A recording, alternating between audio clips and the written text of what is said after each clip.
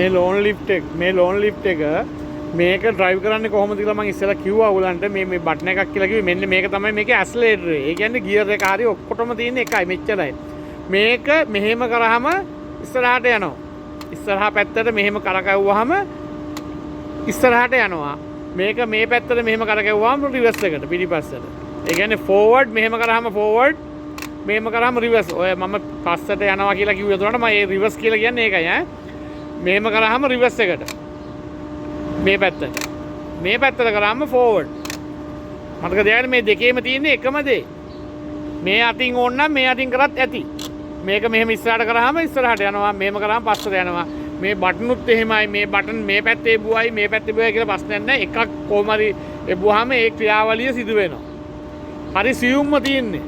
ඉස්සරහට යන්නේ මෙච්චරයි තියෙන්නේ. ඇක්සලරේටරේටයි ගියර් වලටයි ඔක්කොටම තියෙන්නේ මෙච්චරයි. මෙන්න මෙහෙම අල්ලන්න විතරයි තියෙන්නේ. අල්ලලා ඇටත් මේක පොඩි ටෙන්ෂන් එකක් තියෙන්නේ. එච්චරයි. මේක බැටරි 24 හරි පහසුයි.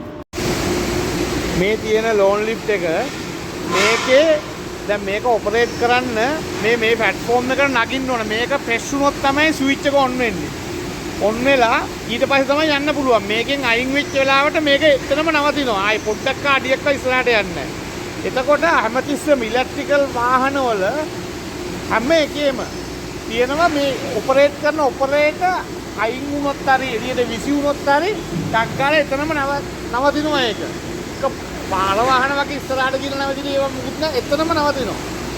එතකොට ඒක තමයි සේෆ්ටි. මේකේ තියෙනවා මයික්‍රෝ ස්විච් එකක්. මේ ස්විච් එක ප්‍රෙස් වෙලා බර වැටුනහම තමයි මේක ඔන් වෙන්නේ. ඒක මේකෙන් එළිය ඉඳන් මේක ඔන් කරාට වැඩ කරන්නේ නැහැ.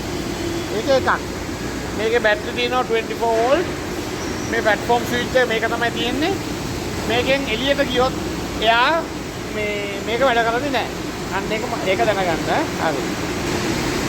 අනිත් එක මේක තමයි මේ ඔපරේටර්ට තියෙන සේෆ්ටි ගාඩ් එක. ඔපරේටර් හදිසිය කියලා හැප්පුණොත් මේක මෙන්න තමයි ගාඩ් එකට තියෙන්නේ. පිටිපස්සටත් තියෙනවා එහෙම ගාඩ් එකක්.